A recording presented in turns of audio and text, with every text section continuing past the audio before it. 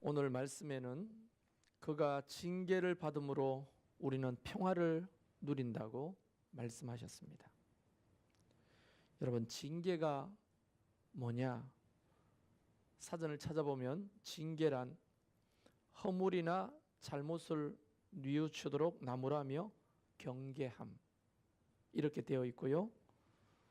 또 다른 의미는 부정이나 부당한 행위에 대하여 제재를 가함, 이렇게 사전은 설명하고 있습니다.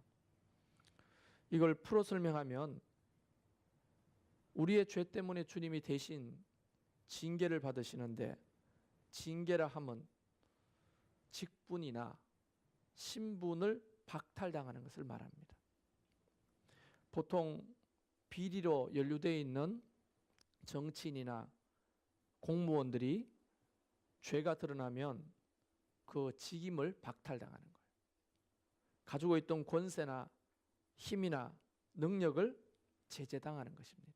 더 이상 그 역할을 하지 못하도록, 더 이상 그 힘을 사용하지 못하도록, 더 이상 가지고 있는 능력을 활용하지 못하도록 모든 것들을 제재하고 박탈하는 것이 징계입니다. 그래서 보통 우리가 이해하기 쉽게 직장에서 잘못을 해서 징계를 받았다 하면 감봉 처리가 되고 월급이 깎이고요, 또는 직위 회제가 되고 뭐 부장이든 과장이든 그 직위가 박탈당하는 거예요. 주님은 아무 허물이나 잘못이 없는데 뭐 때문에 이런 징계를 받으시는 겁니까? 우리 때문이죠. 그래서 우리 대신 벌받아 징계를 받으셨다. 그분이 징계를 받는다고 하는 이 의미는 우리가 생각하는 직장에서 감봉 처리되거나 또는 직위가 해제되거나 파면당하는 일상일 것입니다. 왜냐하면 징계는 말씀드렸다시피 가지고 있는 권세나 직분이나 능력을 제재당하는 것이라고 말한다면 그의 징계는 하나님 되심을 포기하게 하는 거예요. 하나님이 하나님 되심을 포기하는 거예요. 하나님이라고 하는 천지 만물을 창조하신 창조주 하나님의 능력과 권세를 더 이상 사용하지 못하도록 제재당하는 겁니다. 그가 인간의 형벌인 이 십자가, 미물이 만들어서 온몸에 갈기갈기 때리는 그 채찍질, 침을 뱉고 머리로 치고 또는 몽둥이로 두들겨 패는 그런 어떤 폭력을 왜 하나님이신 그분이 제압을 못하겠습니까? 천지 만물을 섭리하시고 주장하시는 그분이 무리를 걸으시고 물고기 2마리 보리떡 5개로 5,000명을 먹이고 나무 믿고 죽은 자를 살리신 그 힘을 가지고 왜 그것을 도리어 반대로 제재하지 못하겠습니까? 그런데 이 징계는 그것을 하나님 되심을 사용할 수 없는 징계였습니다. 그래서 고스란히 그 수모와 그 고난을 다 짊어지시는 거예요. 그래서 한마디로 말하면 그분이 받은 징계는 하나님 됨을 포기하는 징계였습니다. 그분이 십자가를 지고 죽으시는 것은요, 징계로 보자면 우리 인간의 상황에서는 너무나 끔찍하고 잔인한 형벌이지만 사실상 하나님이 인간이 되시는 그 징벌은 그보다도 비교할 수만 없을 만큼 너무나 큰 징벌인 거예요. 그래서 이거를 비유로 따지자면 늘 말했다시피 개미 비유로 들 수 있는 겁니다. 우리가 개미가 되는 것이 큰 징계입니까? 개미가 되어 죽는 것이 더 큰 징계입니까? 예수님이 인간의 모습을 가지고 십자가를 지고 죽으시는 장면에 우리는 눈물을 흘리고 참 고통스럽겠다 말하지만 사실은 우리 인간이 개미가 되는 것, 이 자체가 징계죠.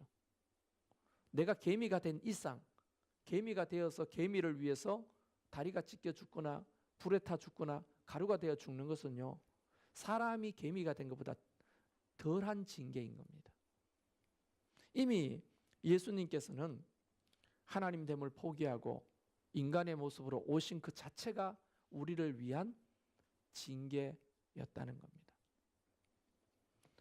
이 징계를 통해서 우리는 무엇을 누리게 되느냐? 평화를 누리게 되었다라고 말합니다.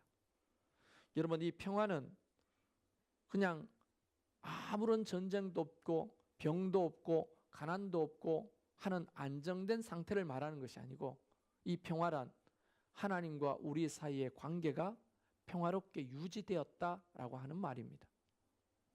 신분이 유지되었다 하는 겁니다. 일회적인 것이 아니라 지속적인 관계가 회복되었다라고 하는 것입니다.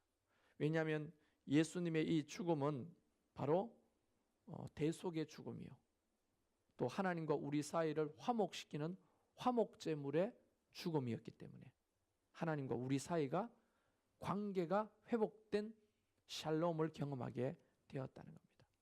그 말을 확대하면 우리는 하나님의 이제 백성이 되었다는 겁니다. 더 나가면 이제 하나님의 자녀가 되었다는 겁니다. 신분을 박탈당하고 권세를 잃어버리고 능력을 잃어버렸던 우리가 예수님이 권세를 박탈당하고 예수님이 능력을 박탈당하고 예수님이 제재당한 대신 우리가 그 권세와 신분과 능력이 회복되었다는 것을 말하는 거거든요. 부활주일날 함께 좀 더 깊이 나눠보겠지만, 나사로가 죽었을 때, 나사로가 죽은 그 베다니에서 예수님 계셨던 동네는 약 한 5리 정도밖에 떨어지지 않았어요. 여러분, 십리가 4km 아닙니까? 5리면 2.5km, 2km 정도 되는 거예요. 여러분, 2km는 걸어서 10분이면 가는 거리입니다. 그런데 예수님이 나사로가 죽었다는 소식을 듣고 가지 않아요. 가지 않았다는 이유는 죽어도 살리겠다는 의미가 아니라, 성경 요한복음 11장을 읽어보면 예수님이 이미 죽으신 다음에 가십니다. 그리고 죽었던 나사로를 살립니다. 그때부터 사람들이, 소위 대제사장과 서기관들이 뭘 하냐면 공식적으로 예수를 죽이기로 꾸밉니다. 다시 말하면 나사로는 살리고 자기는 죽기로 선택했던 그 과정을 만들어 가시는 거예요. 그 사건은 나는 대신 너를 위해 죽고 너는 내가 살려주겠다. 나는 모든 권세와 능력과 직분을 징계받고 상실받지만 너의 신분과 능력과 징계는 내가 회복시켜 주겠다. 이게 평화라는 겁니다. 그러므로 예수님이 징계를 받음으로 우리의 모든 직분이 회복됐습니다. 예수님이 징계를 대신 받으심으로 우리의 모든 신분이 회복된 겁니다. 예수님이 대신 징계를 받음으로 하나님과 우리 사이의 관계가 화목되게 된 것입니다. 이게 얼마나 큰 은혜입니까? 그런 우리가 허물이 많고 우리의 죄가 많지만 예수님께서 그 모든 것을 다 짊어지고 대신 벌받아 징계를 받으셨다 하는 이 사실만 기억해도 우리는 평생 주님의 그 사랑에 감격하여 살 수 있을 거라고 확신합니다. 오늘 이 말씀 생각하면서 같이 찬양합시다.